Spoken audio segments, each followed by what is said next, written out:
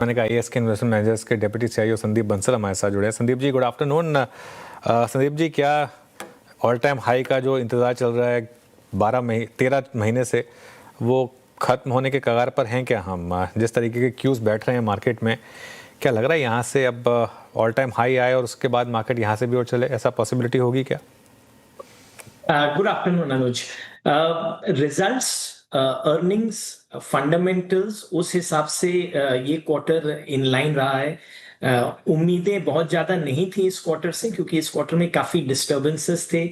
US के tariffs थे, GST की वजह से डिमांड पोस्टपोनमेंट था, बारिश की वजह से भी काफी बिजनेसेस में इम्पैक्ट आया। फिर भी 5% के आसपास जो अर्निंग्स ग्रोथ थी वो डिलीवर की गई है। एंड कॉरपोरेट्स ने आउटलुक जो है सेकेंड हाफ के लिए पॉजिटिव ही दिया है लार्जली। तो फंडामेंटल्स अच्छे हैं। लिक्विडिटी की बात करें तो हमने देखा है कि एफआईआईज भी बीच बीच में वापस आ रहे हैं, डोमेस्टिक फ्लोस तो अच्छे चल ही रहे हैं, और सेंटिमेंट्स जो हैं वो भी अब इम्प्रूव होते दिख रहे हैं। यूएस ट्रेड डील की पॉसिबिलिटी, जो इंक्रीमेंटल न्यूज़ फ्लो आ रही है, उससे लग रहा है कि एक आध महीने में पॉसिबिलिटी है कि ट्रेड डील हो जाए। प्लस कुछ एग्जिट पोल्स वगैरह के भी रिजल्ट्स आए हैं, कुछ स्टेट इलेक्शन के जो भी कंटिन्यूटी की और स्टेट गवर्नमेंट में इंडिकेट कर रहे हैं। So all in all setup बाजार के लिए अच्छा लग रहा है। सेकेंड हाफ में अर्निंग्स की रिकवरी आनी चाहिए। अच्छा बंसल साहब, यूएस का शटडाउन से बाहर आना, रेट कट की प्रक्रिया वहीं चली रही है, लेकिन मेजर चीज़ थी वहाँ लीडरशिप क्या सोचती है। जो डोनाल्ड ट्रंप साहब के वीज़ा नियमों को लेकर जो सुर अब बदले हैं, जो उनकी टोन थोड़ी सी सॉफ्ट हुई है, उस पर आईटी ने एक बहुत सदा हुआ रिएक्शन दिया है, बड़ा मूव, एंड वो टेक्निकली बहुत वेटेज रखता है। आपका टेक क्या है? आईटी को कैसे ट्रीट कर रहे हैं आप इन 3-4 बदलावों के बीच में? सो वीरेंद्र, आपने जो बात कही वो सही है। आईटी सेक्टर, क्योंकि स्टॉक्स इतने गिर गए हैं, वैल्यूएशंस अब एक अट्रैक्टिव जोन में हैं आज के दिन।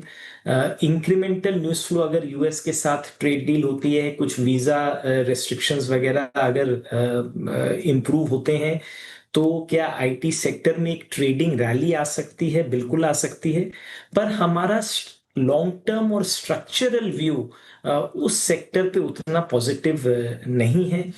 हमें लगता है कि यूएस में डिस्क्रिशनरी डिमांड रिलेटेड कंसर्न्स रहने वाले हैं। लॉन्ग टर्म में जेन एआई रिलेटेड कंसर्न्स भी हैं आईटी सेक्टर में।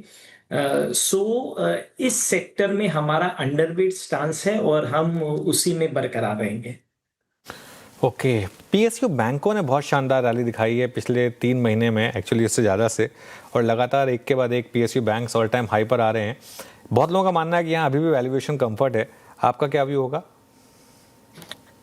अनुज, हमारा भी पीएसयू बैंक्स पे पॉजिटिव व्यू है। इनफैक्ट पूरे बैंकिंग सेक्टर पर ही हमें लगता है कि क्रेडिट ग्रोथ में जो पिकअप आ रहा है वो FY27 नेक्स्ट ईयर भी सस्टेन होगा।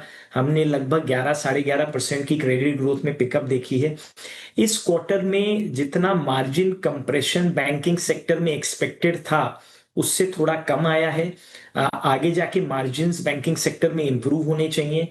एसेट क्वालिटी जो है वो मेंटेन्ड है पीएसयू बैंकिंग सेक्टर स्पेस में भी।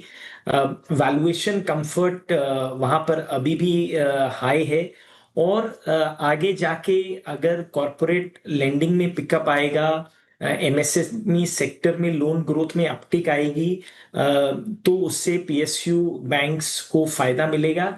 और वैसे भी रिटेल लेंडिंग में भी वेरियस बैंक्स अपनी कोशिशों में लगे हुए हैं।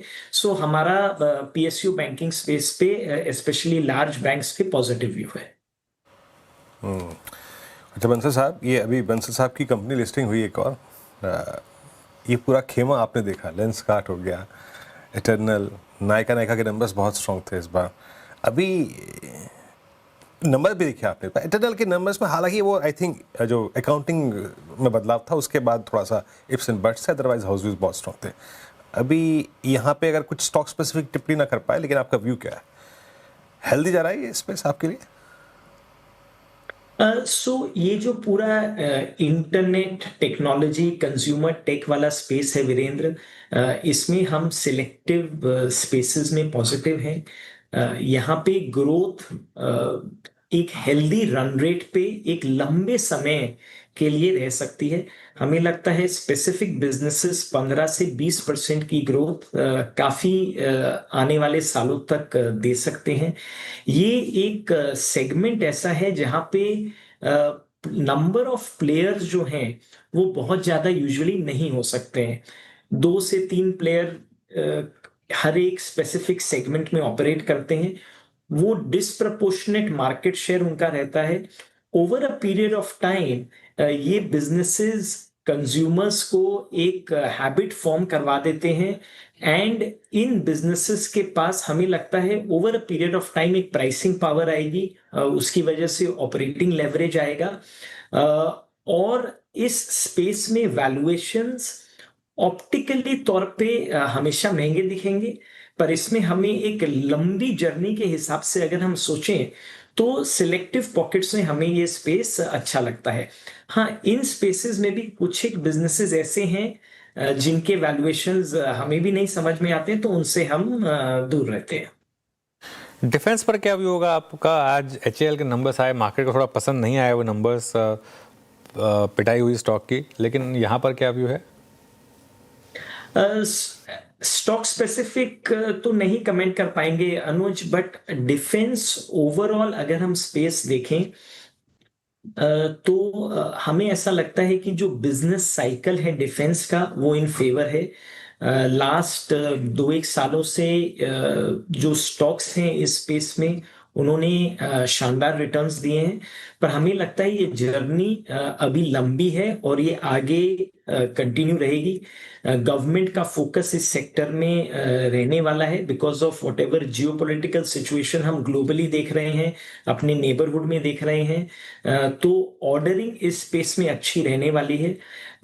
इस स्पेस में बिकॉज ये B2G सेक्टर है, एग्जीक्यूशन और मार्जिन्स एक आध क्वार्टर ऊपर नीचे हो सकते हैं, जिसकी वजह से स्टॉक्स में वॉलेटिलिटी रह सकती है। पर अगर हम 1 साल या उससे ज्यादा का व्यू लें तो हम इस सेक्टर में बहुत पॉजिटिव हैं।